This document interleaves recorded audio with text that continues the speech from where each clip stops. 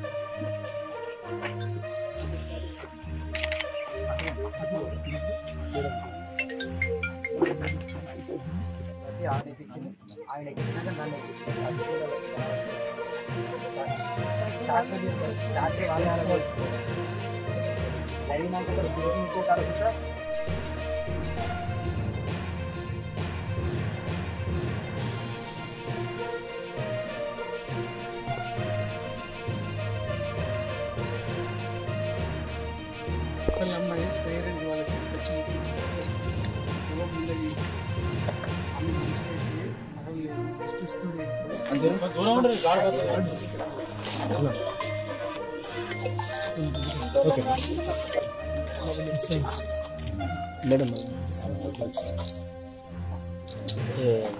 అమ్మ జరగదు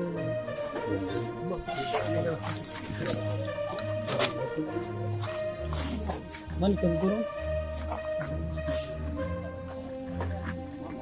జరిగిన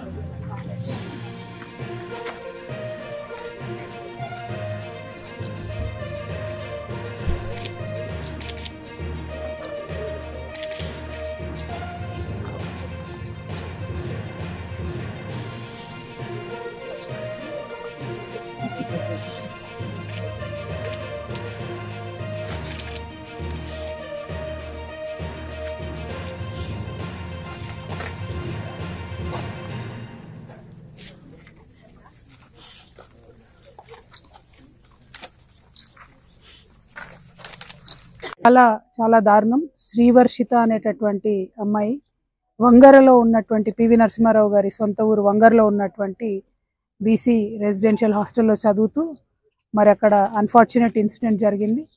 స్కూలు యాజమాన్యము ప్రభుత్వమేమో మరి అమ్మాయి సూసైడ్ చేసుకొని చనిపోయిందని చెప్తున్నారు. అమ్మాయి పేరెంట్స్ ఏమో కరెక్ట్ గంట ముందు మేము మాట్లాడినాం, గంటన్నరలో మేము హాస్టల్ చేరే లోపలనే ఇన్సిడెంట్ అయిపోయింది. ఈ ఇన్సిడెంట్ అయిపోతే వెంటనే టీచర్స్ కానీ ఆల్రెడీ అక్కడ అందరు పోలీసులు కానీ అందరూ ఉండి మరి మాకు పెద్దగా చెప్పకుండానే కనీసం అంబులెన్స్ కూడా పిలిపియకుండానే ఒక మానవతా దృక్పథం లేకుండా మరి అమ్మాయిని పంపించివేయడం జరిగింది. దీని వెనుక ఖచ్చితంగా ఏదో కుట్ర ఉంది, దీని మీద ఎంక్వైరీ వేయాలని చెప్పి అమ్మాయి వాళ్ళ తల్లిదండ్రులు ఇద్దరు చెప్తున్నారు. నేను ఎన్నిసార్లు అడిగినా అమ్మాయి వాళ్ళ తల్లిదండ్రులు ఇద్దరు ఒకటే మాట చెప్తున్నారు, మాకు కలిగిన దుఃఖం మరెవరికి కలగకూడదు, మేం పడుతున్న బాధ ఏం జరుగుతుందో తెలియాలంటున్నారు. ఇవాళకి 8 రోజులైంది. ఇక్కడికి వచ్చి ఒక పోలీస్ ఆఫీసర్ కానీ ఒక ఎడ్యుకేషన్ డిపార్ట్మెంట్ కానీ ఎంఆర్ఓ కానీ ఎవరు కానీ కనీసం పేరెంట్స్ని కన్సోల్ చేయడం కావచ్చు, లేకపోతే ఎంక్వైరీ చేయడం కావచ్చు, ఎటువంటి వివరాలు కూడా ప్రభుత్వం తీసుకుంటలేదు. ఇది పొన్నం ప్రభాకర్ గారు జిల్లా మంత్రివర్యుల యొక్క సొంత నియోజకవర్గం. ఆనాడు వారు స్టేట్మెంట్ ఇచ్చారు నేను చూసుకుంటా అని. ఇంతవరకు మాత్రం దాని మీద కనీసం స్పందన లేనటువంటి పరిస్థితి కనబడుతున్నది. నేను ఇవాళ కాదు గత 1.5 yearగా చెప్తూ ఉన్నా, వెల్ఫేర్ హాస్టల్స్లో ఉన్నటువంటి పిల్లలు పిట్టల్లాగా రాలిపోతుంటే కూడా ప్రభుత్వం కనీస చర్యలు చేపడతలేదు. ఇదే జిల్లాలో ఇంకొక బాబు మొన్న సూసైడ్ చేసుకున్న పరిస్థితి చూసినాం.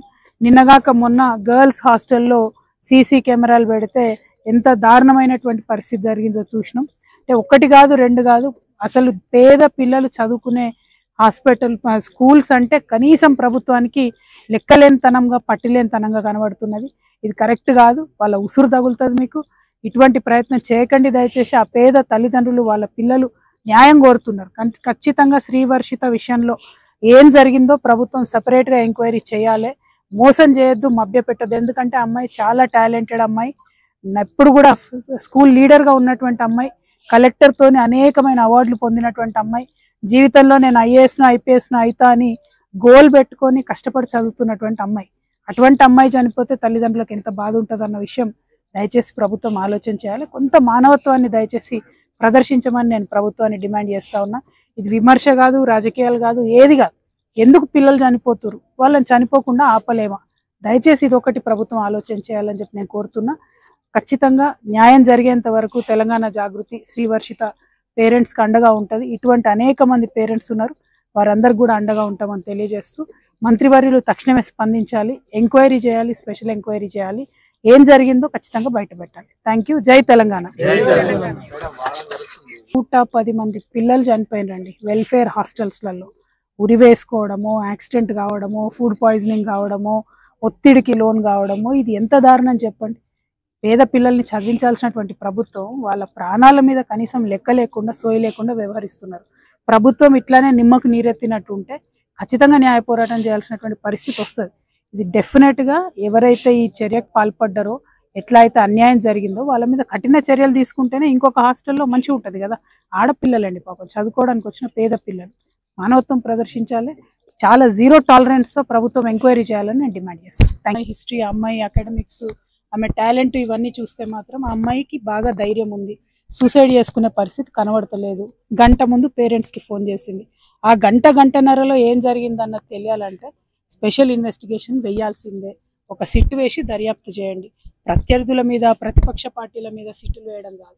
పేద పిల్లలు చనిపోతుంటే ఎందుకు జరిగిందన్నది ఎంక్వైరీ చేయండి. ఆ ఎంక్వైరీ చేసినాక సస్పెండ్ చేస్తారా, పోలీస్ కేసు చేస్తారా ఏందన్న తర్వాత తేలుతుంది. కానీ ఎంక్వైరీ మాత్రం చేయాలని చెప్పి ప్రభుత్వం.